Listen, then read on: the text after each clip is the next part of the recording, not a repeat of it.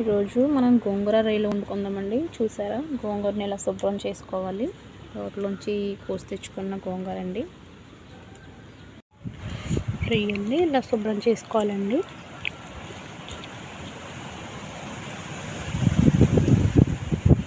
గోంగూర రొయ్యలండి వండుతున్నాము. ఇప్పుడు నేను గోంగూర వేయించుకుంటున్నాను అనమాట. ఇందులో నూనె వేసాను. వేసిన తర్వాత గోంగూర అలాగే పచ్చిమిరకాయలు వేయించుకుంటున్నాను. చూసారా, ఆ తర్వాత వేయించుకున్న తర్వాత వీటిని దంచుకుందాం. మెత్తగా వేయించుకున్న గోంగూరని దంచుకుందామండి.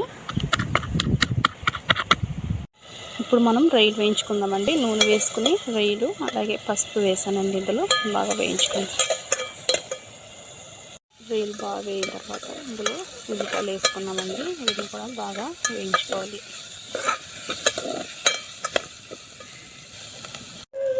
ఉల్లిపాయలు బాగా వేగిపోయాయి. ఇందులో టమాటాలు వేసుకుందాం.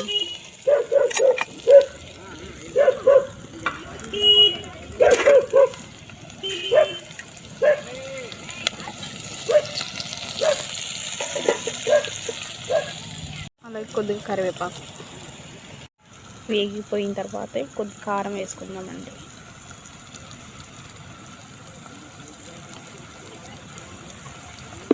ఆల్రెడీ పచ్చిమిరపకాయలు వేసుకున్నాం కాబట్టి కొద్దిగా కారం, అలాగే ఉప్పు కూడా వేసుకుందాం.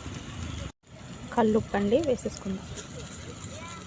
ఉప్పు ఎక్కువే పడుతుంది, ఎందుకంటే గోంగూర పులుపుగా ఉంటుంది కాబట్టి. ఇప్పుడు బాగా వేగిపోయిన తర్వాత ఇందులో నీళ్ళు వేసుకుందామండి.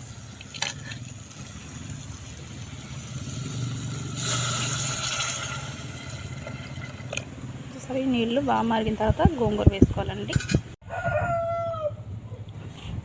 చూసారా, పులుసు బాగా మరిగిపోయిందండి. ఇప్పుడు ఇందులో గోంగూర వేసేసుకుందాం.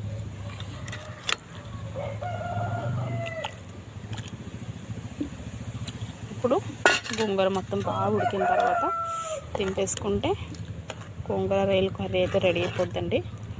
చూసారా, బాగా కలుపుకుందామండి. చూసారా, ఒక 2 నిమిషాలు మూత పెట్టుకుని బాగా ఉడికించుకుందామండి. నాకైతే నోరు ఊరిపోతుందండి. అయినా మేము అసలు గోంగూర రొయ్యలు నార్మల్ డేస్లో వండుకోమండి.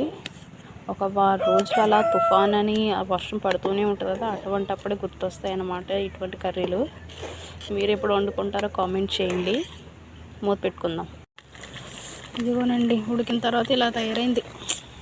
టేస్ట్ అయితే సూపర్ ఉంటుందండి. ఒకసారి మీరు కూడా ఇలా ట్రై చేయండి.